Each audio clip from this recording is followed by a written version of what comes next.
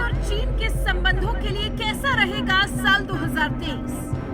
दो देशों के बीच दोस्ती दिखेगी या फिर दुश्मनी?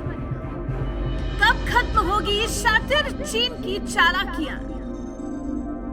चीन का हाल क्या पाकिस्तान की तरह होगा?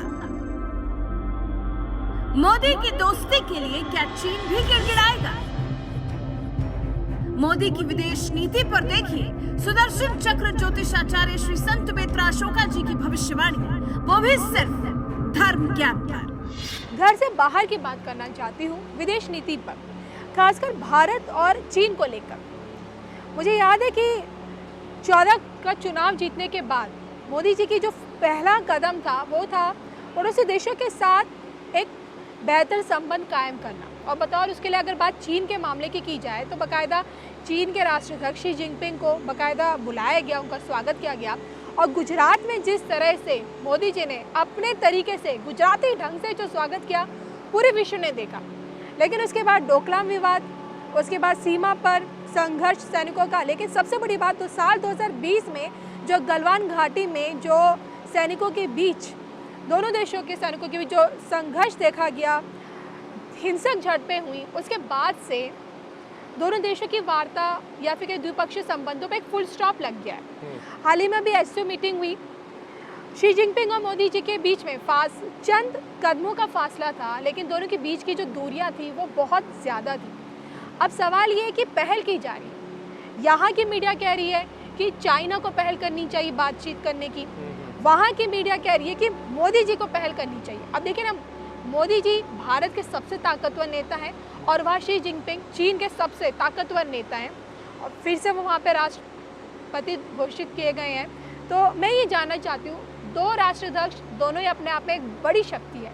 क्या लगता है 23 में दोनों देशों के बीच की बातचीत टेबल पर आ पाएगी?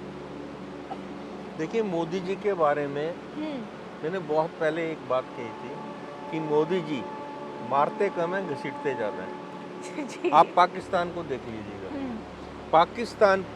पाकिस्तान के प्रधानमंत्री को उन्होंने इनवाइट किया था 2014 के अपने शपथ ग्रहण समारोह में, ठीक है, और उनको जितना सम्मान दे सकते थे दिया बिल्कुल। यहाँ से आम भी भेजे उन्होंने, शॉल भी भेजी, और उसके बाद उन्होंने जो पाकिस्तान ने किया, जो डोकलाम हुआ, उसके बाद मोदी जी ने आज की डेट में पाकिस्तान जो है खून के आंसू रुला दिया जी। पाकिस्तान चाहता है किसी भी तरीके से मोदी जी जो है भारत बात करे, मोदी जी बात करें। और उनकी जो आज कंडीशन है, सब्जियां, आटा, दाल, हर चीज खाने की चीजें जो है, इतनी महंगाई है वहाँ पे, प्राकृतिक आपदाएं, बाढ़ से बेहाल है, भूखमरी है, काफी चीजें, सब कुछ है। अगर अच्छे संबंध होते तो मोदी जी जो है पूरा सहयोग करते, लेकिन अच्छे संबंध नहीं थे। अब पाकिस्तान मजबूर होकर गिड़गिड़ाकर पैरों में पड़ेगा बात के लिए। यही चीज मैं आपको बता रहा हूँ। आपने जो चाइना के लिए पूछा है, चाइना भी एक दिन ऐसी पोजीशन में आएगा कि उसको गिड़गिड़ाना पड़ेगा, क्योंकि ये जो विश्व युद्ध का जो वातावरण बन रहा है, इसमें चाइना को सहयोग चाहिए होगा भारत का जी। और चाइना ने जो किया है, जो दुश्मन का दुश्मन दोस्त होता है, कुछ वैसा वो स्ट्रेटेजी लगाकर उन्होंने पाकिस्तान को फैसिलिटेट किया, लेकिन उसका पाकिस्तान को कोई फायदा नहीं हुआ जी। पीओके का कुछ एरिया जो है वहाँ पे इसने डेवलपमेंट करने की कोशिश की, जो कॉरिडोर बनाने का कोशिश किया, उसमें भी वो सक्सेसफुल नहीं हुआ।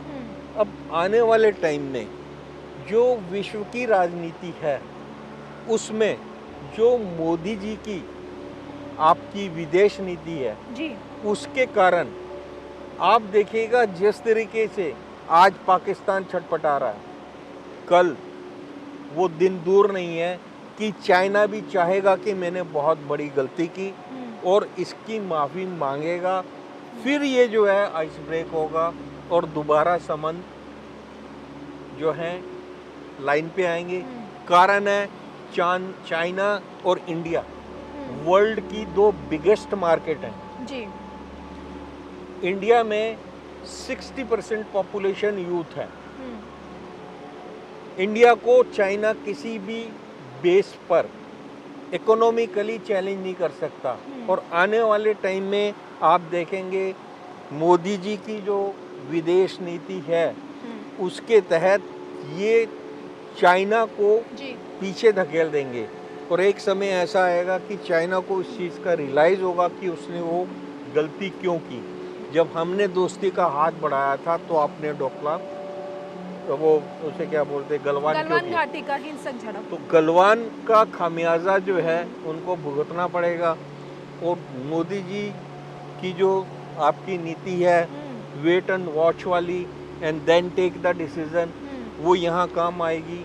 और मोर देन 90% चांसेस हैं कि चाइना को ही आगे बढ़ के अपनी गलती महसूस करके अपने में वो सब चीज़ें करेक्ट करके जिसकी उसको ज़रूरत है भारत के साथ मित्रता का हाथ बढ़ाना पड़ेगा। वरना क्योंकि चाइना की बिगेस्ट मार्केट जो है वो इंडिया है, तो उसको इकोनॉमिकली बहुत नुकसान होगा।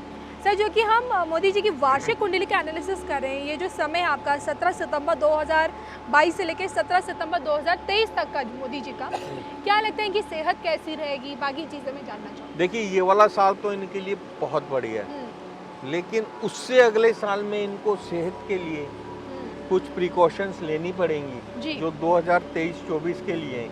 उसके लिए मैं जब इनका 23-24 डिस्कस करूँगा तो आपको बताऊँगा, क्योंकि उसमें जो है इनकी मुंथा जो है सप्तम में होगी और मुंथेश जो है अष्टम में होगा। तो उसके लिए इनको जो है प्रिकॉशंस लेनी पड़ेंगी। और वो मोदी जी अपने आप में योगी हैं, इस चीज़ को समझते हैं और वो उसके लिए अपने आप जो हैं जो भी उपाय होते हैं वो करते हैं। चलिए सर, तो ये थे मेरे साथ श्री सनबेत्रा अशोका जी, जिनसे मैंने जानने की कोशिश की कि क्या कहता है हमारे देश के प्रधानमंत्री नरेंद्र मोदी जी का वार्षिक राशिफल। इसी के साथ हम दोनों को दीजिए इजाज़त। नमस्कार।